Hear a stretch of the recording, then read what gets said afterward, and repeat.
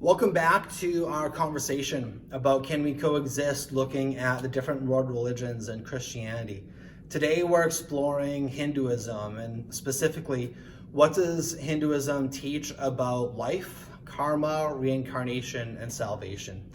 Now, when you think about karma, what comes to mind is usually kind of what you get, what you put out there is what comes back to you, and it's kind of the similar boomerang effect. But in the Hindu worldview, it runs much deeper than that. And they compare it to Newton's law of gravity, that there is an equal and opposite reaction, that when you press against a wall, that wall presses against you in an equal and opposite manner. In the same way, whatever you do, whether good or bad, whether it's big good or small good or whatever, that it comes back to you in a spiritual sense.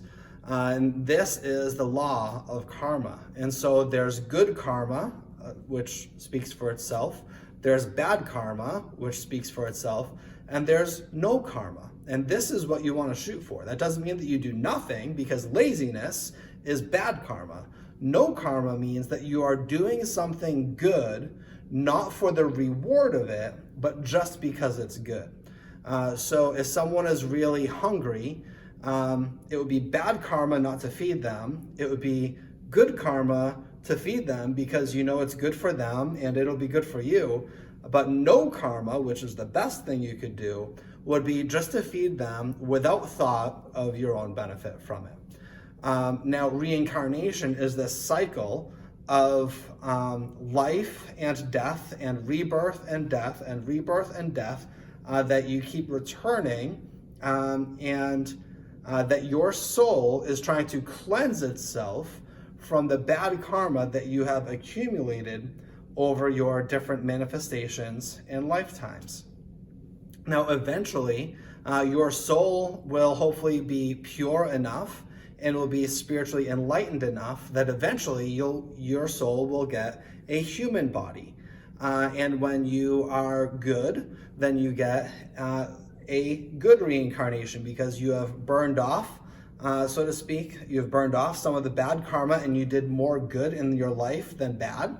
But that human suffering exists because the people who suffer had to earn it somehow.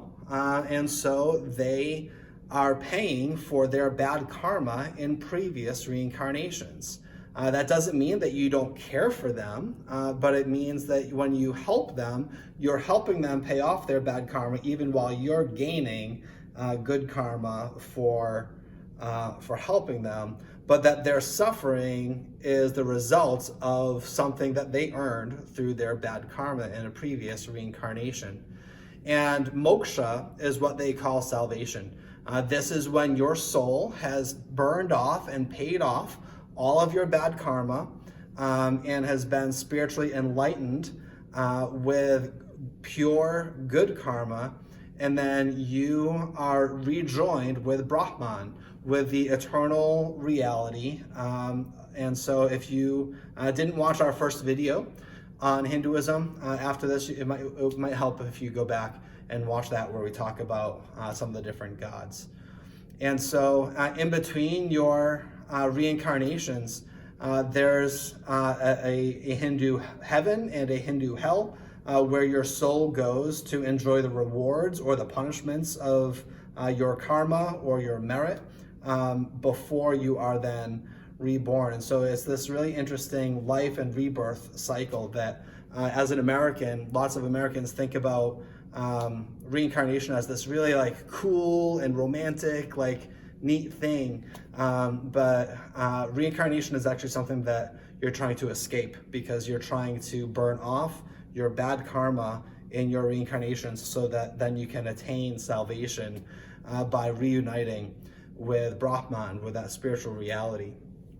And obviously the gospel, the Christian gospel, declares that we have one life, and after that we will face judgment, that we will be held to account for our sins, and that all have sinned and fall short of the glory of God.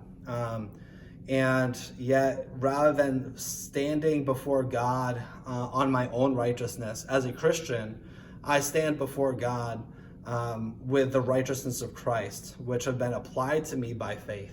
That Jesus Christ was the second person of the Trinity, took on flesh. He took my punishment, my bad karma, if you want to put it that way, and that he paid for my sin, that he paid for all of my bad karma, for all my sin, for all the judgment that I have earned for myself. And he clothed me in his good karma. He clothed me in his perfect righteousness. So when I stand before the holy God, the judge, he sees me as a dearly loved child, not as someone to be judged or to be condemned, but as someone whose judgment has already been given to Jesus Christ, who paid it all and who conquered it all as well. And so those are some of the key differences between the way that Christians and Hindus look at life and death and salvation. And I hope this has been helpful for you.